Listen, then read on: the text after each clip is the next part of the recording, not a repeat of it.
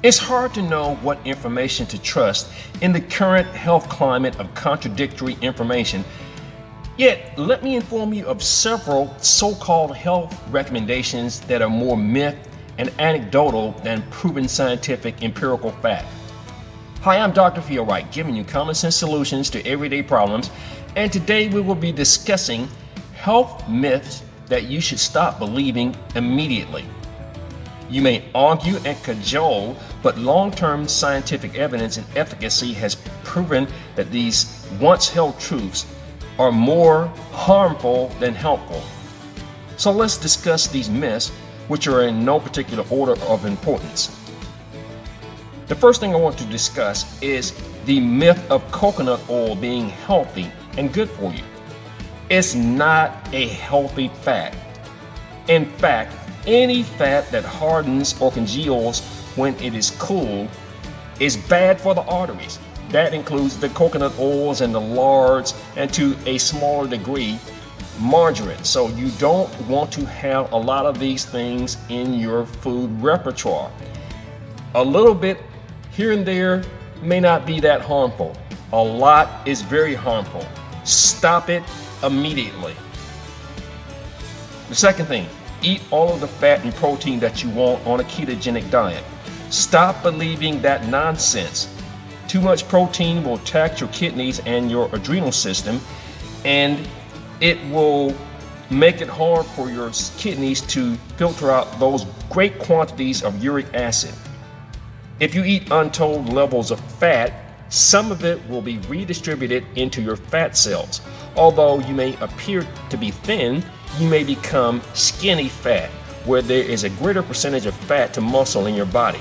In addition, the extra fat and triglycerides will make your blood thicker and more prone to clotting and the problems that come from blood clotting.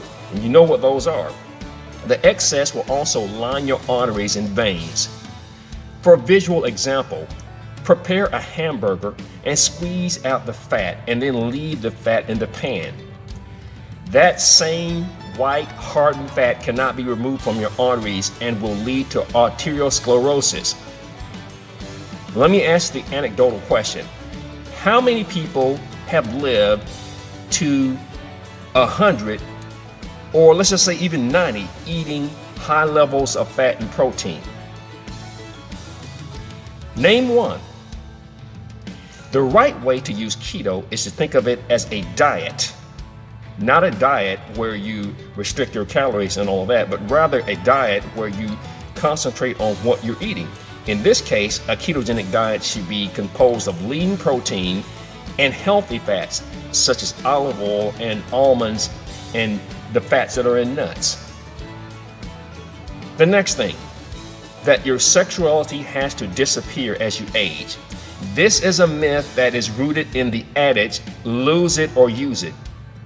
There was once a couple that was nearing 100 years old that was still sexually active between the two, and they were asked what was their secret.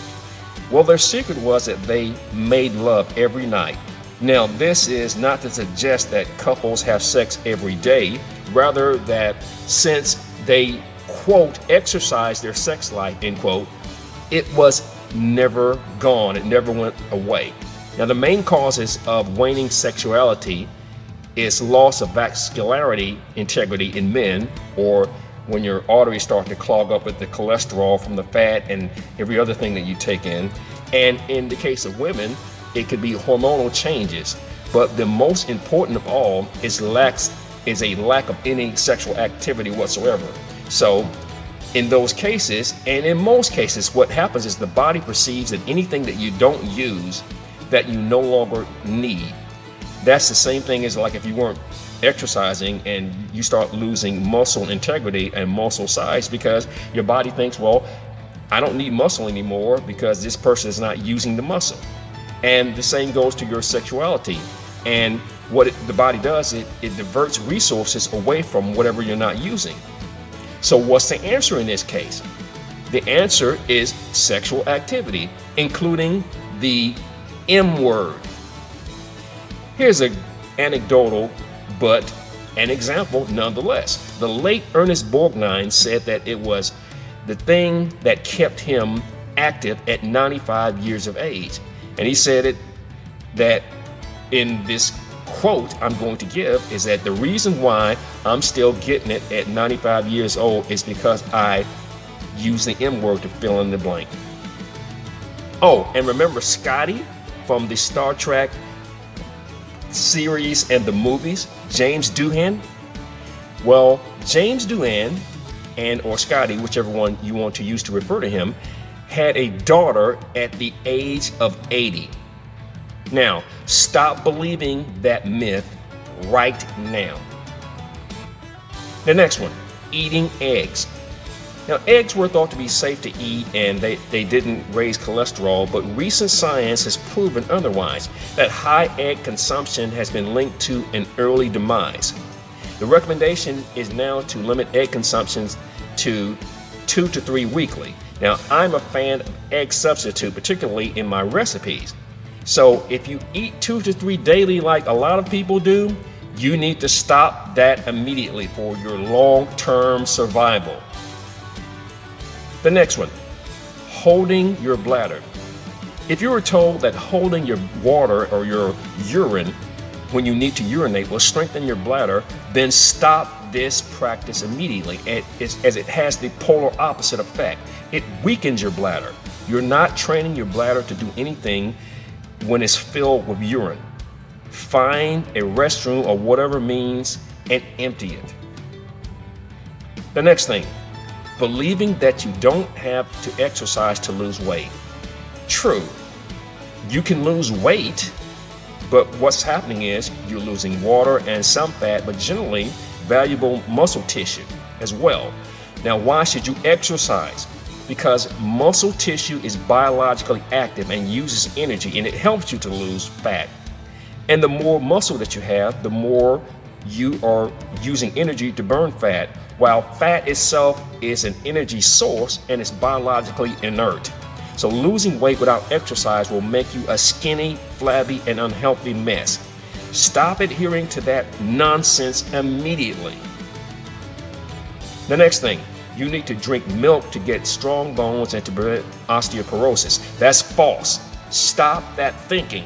What you need is calcium consumed with magnesium, vitamin D, and vitamin K2. These combinations will strengthen your bones and prevent osteoporosis. These minerals will cause calcium to be absorbed and strengthen bones.